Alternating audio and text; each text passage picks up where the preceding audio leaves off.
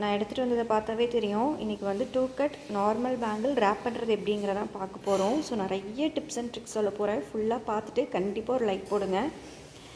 So நேற்று போட்ட ஷார்ட்ஸில் நிறைய பேர் கேட்டிருந்தீங்க சிக்கு போடாதான்னு சொல்லிட்டு. ஸோ பாருங்கள், இது மார்னிங் எடுத்தது தான். எதுவுமே சிக்கு போடலை, அப்படியே தான் வச்சுருக்கேன். நம்ம வச்சுக்கிறதுல தாங்க எல்லாமே இருக்குது. நம்ம நீட்டாக வச்சு கேர்ஃபுல்லாக ஹேண்டில் பண்ணால் எதுவுமே சிக்கு போடாது. ஓகே, இப்போ நம்ம ரேப்பிங் பண்ண ஸ்டார்ட் பண்ணலாங்க. அதுக்கு முன்னாடி நம்ம கேமராவெல்லாம் செட் பண்ணணும். ஸோ செட் பண்ணிவிட்டு நான் உங்களுக்கு காமிக்கிறேன். அதில் பார்த்தீங்கன்னா எனக்கு பிடிச்ச கலராக எடுத்து உங்களுக்கு ரப் பண்ணி காமிக்கிறேன். ஸோ நம்ம வந்துட்டு ரெட் கலர் அழகாக எடுத்து ரப் பண்ணலாம். ஸோ ரெட் கலரில் எடுத்துக்கிறேன்.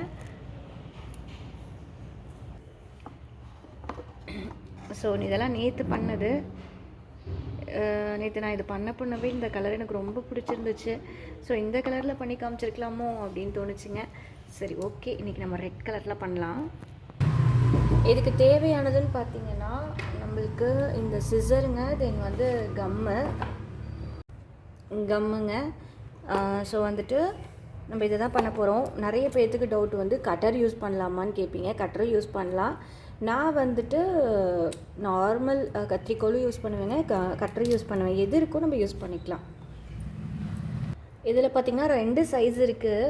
2 சைஸில் பார்த்திங்கன்னா ஒன்று வந்து 2.4, இன்னொன்று 2.8 சைஸுங்க. ஸோ 2 சைஸ்க்கும் நான் எவ்வளோ ஸ்ட்ராண்ட்ஸ் எடுத்திருக்கேன் அப்படின்னா, இதுக்கு வந்துட்டு 30 ஸ்ட்ராண்ட்ஸ் எடுத்திருக்கேங்க. என்னோடய போர்டோட லென்த்து பார்த்திங்கன்னா 18 இன்ச் இருக்கும். ஸோ இதுக்கு பார்த்திங்கன்னா நான் வந்து 30 ஸ்ட்ராண்ட்ஸ் எடுத்திருக்கேன் 2.4க்கு. 2.8க்கு பார்த்திங்கன்னா 35 எடுத்திருக்கேங்க. ஸோ இது எனக்கு கரெக்டாக இருக்கும். ஸோ ஆல்ரெடி நான் வந்துட்டு பின்னாடி வந்து ஃபுல்லாகவே எடுத்து நைட்டே வந்து நான் ஒட்டி வச்சிட்டேங்க. 35 ஸ்ட்ராண்ட்ஸ் எடுத்து ஒட்டி வச்சிட்டேன். ஸோ இப்போ ரேப்பிங் பார்க்கலாம். ஸோ நான் காமிச்ச மாதிரி நீங்கள் பாருங்கள், த்ரெட்டோட ஷைனிங் குவாலிட்டி உங்களுக்கு நல்லாவே தெரியும். ஸோ நான் யூஸ் பண்ணியிருக்கிறது வந்து பெல் பிராண்டு த்ரெட்டு தாங்க. நல்லாயிருக்கும். பெல், ஜிவி, டபுள் பெல், இது எல்லாமே எனக்கு ரொம்ப பிடிக்கும். ஸோ இங்கே பாருங்கள், இப்படியே வந்துட்டு ஃப்ரண்ட்டில் கொண்டு வந்து அப்படியே வந்து இதில் பாருங்கள் ஓவர்லாப்ஸ் எதுவுமே இருக்காது. ஸோ நம்ம வந்துட்டு அழகாக நம்மளோட பேங்கிள்ஸோடு ஜாயின் பண்ணிக்கணும். மேக்ஸிமம் பார்த்திங்கன்னா த்ரெட்டு வந்து அந்தந்த த்ரெட் இப்படி எடுத்திங்கனாவே உங்களுக்கு நல்லா வந்துடுங்க. பாருங்கள், த்ரெட்டு வந்து நல்லா தனித்தனியாக இருக்குது, உங்களுக்கு பார்த்தாவே தெரியும்னு நினைக்கிறேன். ஸோ த்ரெட்டுக்கு வந்துட்டு இப்போ இந்த 2 கட் பேங்கிளில் எவ்வளோ இருக்கோ அது அந்தளவு மட்டும் பிடிச்சிக்கோங்க. இப்போ நான் பிடிச்சிருக்கிறது உங்களுக்கு தெரியும். இவ்வளோ பெருசு நான் பிடிக்க மாட்டேன்.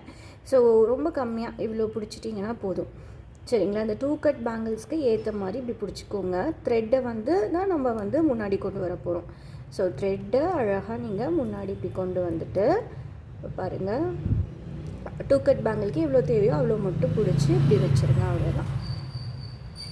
உங்களுக்கு தெரியுதா? ஸோ இதே மாதிரி நம்ம பண்ணணும் ஃபுல்லாகவே. ஸோ முன்னாடி கொண்டு வரேன். இப்படி கொண்டு வந்துட்டு நல்லா டெய்ட்டாக இருக்குங்க. இங்கே பார்த்திங்கன்னா இது நல்ல டெய்ட்டாக இருக்கணும் நம்ம ரேப் பண்ணது.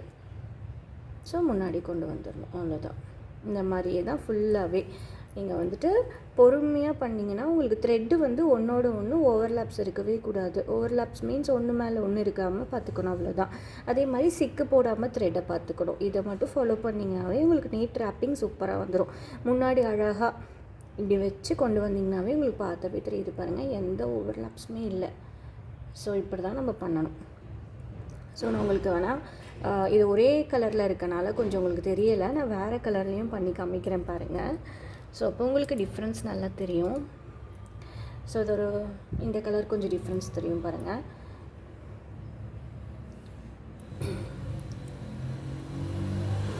நல்லா டைட்டாக அப்படி வச்சுக்கோங்க. அவ்வளோதான். டைட்டாக பிடிக்கிறதுல தான் நம்மளோட த்ரெட்டோட ஓவர்லாப்ஸ் இருக்குது. அதே மாதிரி பட்டையாக வைக்கணும். இது 2ஐயும் ஃபாலோ பண்ணிக்கோங்க. நல்லா பட்டையாக வச்சு நல்லா இழுத்து முன்னாடி வச்சிங்கன்னா உங்களுக்கு தெரியுதுங்களா, ஓவர்லாப்ஸே இல்லை. ஸோ இந்த மாதிரி தான் நம்ம த்ரெட்டை வந்து ரேப் பண்ணணும். நல்லா டைட்டாக இருக்கும். இப்படி பண்ணிங்கன்னா கூட அது மூவ் ஆகக்கூடாது. அதுதான்.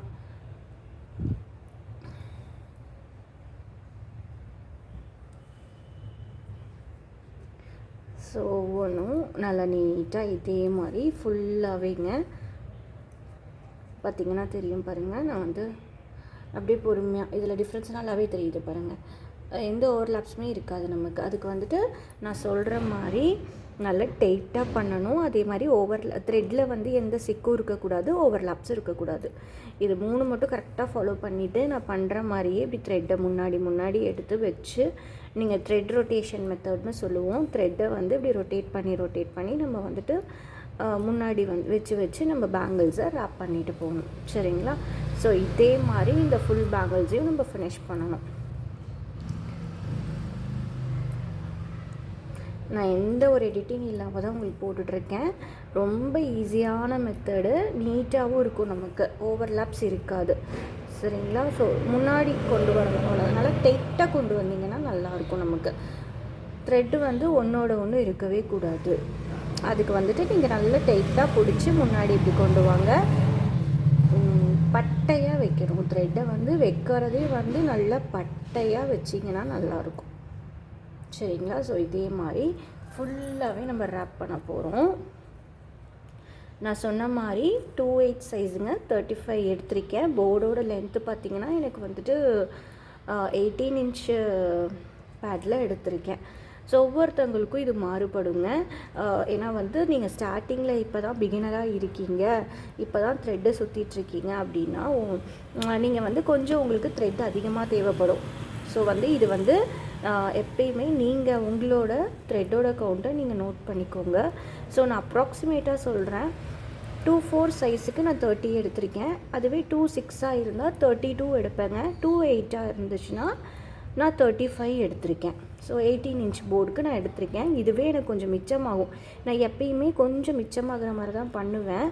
அப்போ தான் வந்துட்டு நமக்கு நல்லா இருக்கும். அதாவது ஃபினிஷிங் பண்ணக்குள்ளே நமக்கு த்ரெட்டு நல்லா நீட்டாக இருக்கும். ரொம்ப எனக்கு வேஸ்ட் ஆகாதுங்க, கரெக்டாக இருக்கும். ஸோ இது எல்லாமே வந்துட்டு இப்போ நான் போர்டு வந்து கொஞ்சம் பெருசாக இருக்குது, இல்லை சின்னதாக இருக்குன்னா அதுக்கு தகுந்த மாதிரி தான் எடுப்பேன். ஸோ இது வந்து நம்ம எப்பயுமே ஒரே மாதிரி அப்படின்றதெல்லாம் சொல்லவே முடியாதுங்க. ஸோ அப்ராக்சிமேட்டாக நான் 2 கட் பேங்கிள்ஸ்க்கு, நார்மல் பேங்கிள்ஸ்க்கு இதை எடுத்திருக்கேன். அதுவே 2 கட் ஃப்ளாட் பேங்கிள்ஸாக இருக்குது அப்படின்னா நான் வந்துட்டு 2 கட் ஃப்ளாட் பேங்கிள்ஸாக இருக்குது அப்படின்னா இன்னும் 2 ஸ்ட்ராண்ட்ஸ், அதாவது 2/4 சைஸுக்கே பார்த்திங்கன்னா நான் 32 எடுப்பேன். 2/8 சைஸுக்கு 37 எடுப்பேன். ஏன்னா அது வந்து இந்த இடத்த ஃப்ளாட்டாக இருக்கும். ஃப்ளாட் பேங்கிள்ஸ் இப்போ என் கையில் இல்லை.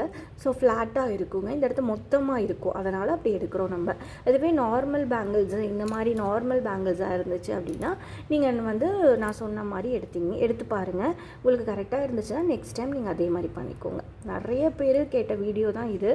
ஸோ கண்டிப்பாக ஒரு லைக்கை போடுங்க. ஸோ பாருங்கள், எண்டிங்கில் வந்திருக்கேன். எண்டிங்கில் கொஞ்சம் த்ரெட்டு மிச்சமாக கொஞ்சம் தான் இருக்குது. இப்போ எனக்கு ஒரு தடவை சுற்றினா கரெக்டாக போயிடும்.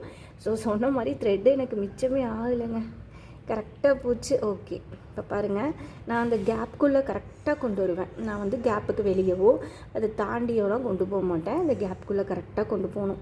சரி சிஸ்டர், நீங்கள் எப்படி பண்ணுறீங்கன்னு நிறைய பேர் கேட்கலாம். இது வந்து ப்ராக்டிஸ் மட்டும்தாங்க. நம்ம ப்ராக்டிஸ் பண்ண தான் நமக்கு இந்த மாதிரி ஃபினிஷிங்லாம் சீக்கிரமாக ரேப்பும் பண்ண முடியும், ஃபினிஷிங்கும் அச்சீவ் பண்ண முடியும். ஸோ ப்ராக்டிஸ் பண்ணிகிட்டே இருங்க. ஸோ இங்கே பாருங்கள், நான் வந்து கொஞ்சம் த்ரெட் இருக்குது. ஸோ எனக்கு தேவையான த்ரெட் மட்டும் நான் வச்சுட்டு கட் பண்ணி விட்டுறேன். கம்மையும் ரெடி பண்ணிக்கோங்க கரெக்டாக. ஸோ இப்போ பாருங்கள், பின்னாடி உங்களுக்கு தெரியுதா, எனக்கு வந்துட்டு நான் ஆல்ரெடி வந்து ஹாஃப் வந்து நான் ஒட்டி வச்சுருக்கேன். ஹாஃபில் இருந்தால் ஸ்டார்ட் பண்ணியிருக்கேன். மிச்ச ஹாஃபை நான் கொண்டு போய் இப்படி முடிச்சு விட்ருவேன். ஸோ பாருங்கள், நான் கம் போட்டிருக்கேன், இங்கேயும் போட்டிருக்கேன், இங்கேயும் போட்டிருக்கேன், அவ்வளோதான். இப்போ இப்படியே இந்த தம் ஃபிங்கர் வச்சு அழகாக நான் வந்து முள்ளார அப்படியே வந்து அமுத்தி விட்டுருவேன், அவ்வளோதான். போதுங்க, இவ்வளோ கம் இருந்தால் போதும். நிறைய பேர் கேட்குறீங்க எக்ஸஸாக இருக்குது சிஸ்டர் அப்படின்ற மாதிரிலாம் கேட்குறீங்க. நிறையா த்ரெட்டு வந்து எனக்கு கலர் கம்மோட அழுத்தம் தெரியுது, கம் போட்ட பாயிண்ட் தெரியுதுன்றீங்க. ஸோ இது எதுவுமே இருக்காதுங்க. நான் பண்ண பேங்கிள்ஸில் காமிக்கிறேன் பாருங்கள். ஸோ இதில் பாருங்கள், உள்ளார எங்கே முடிச்சிருக்கோம், எங்கே ஸ்டார்ட் பண்ணியிருக்கோன்னே தெரியாது. கம் வந்து கரெக்டாக போடுங்க, உங்களுக்கு நீட்டாக இருக்கும்.